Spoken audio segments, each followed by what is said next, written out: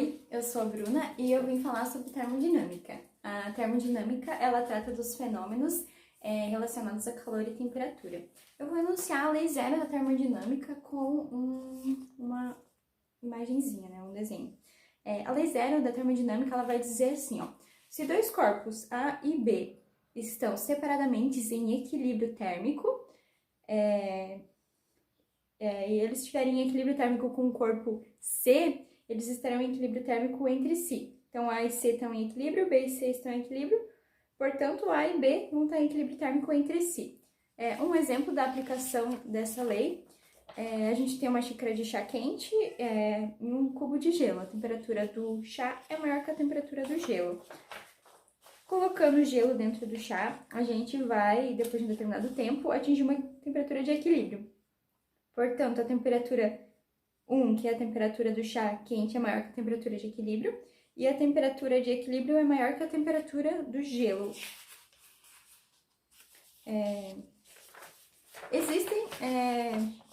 Vou falar sobre as formas de troca de calor, né? Que são calor sensível e calor latente. O calor sensível é quando há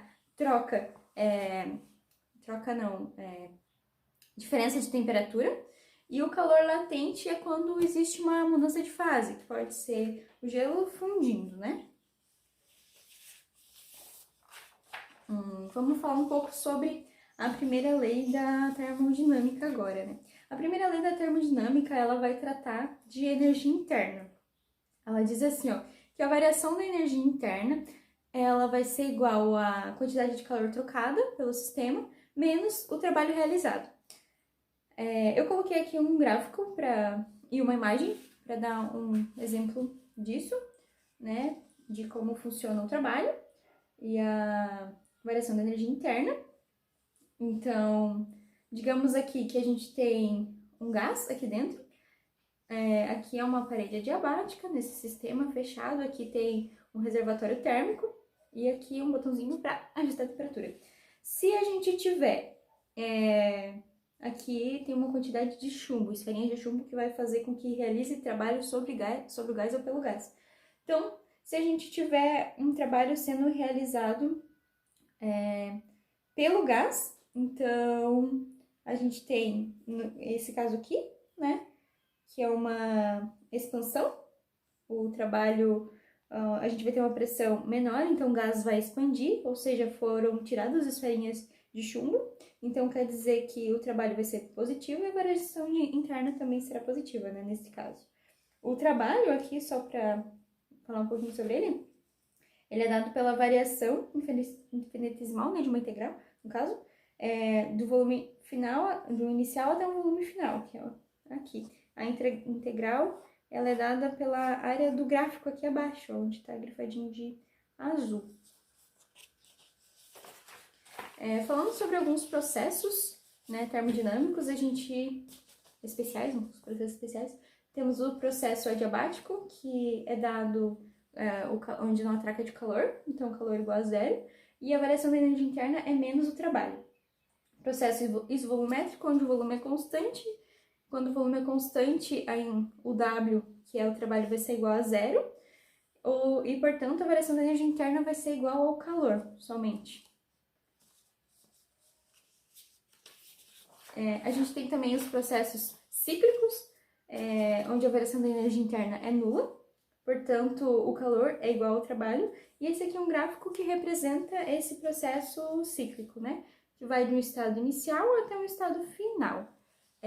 Uma coisa também que é importante ressaltar é que a variação da energia interna, ela não depende do processo, né? Ela vai ser sempre a mesma, independente do caminho que for. Ela só depende do estado inicial e do estado final. Okay? Falando da segunda lei da termodinâmica, a gente tem ela dividida em algumas formas. A primeira forma diz que não é possível que todo o calor recebido se transforme em trabalho. Então, parte do calor é perdido para o ambiente. Um exemplo disso são os automóveis, que eles recebem um calor para realizar trabalho, mas parte desse calor acaba sendo perdido, que acaba diminuindo o rendimento, né? A segunda forma diz que não existe máquinas perfeitas, máquinas térmicas perfeitas,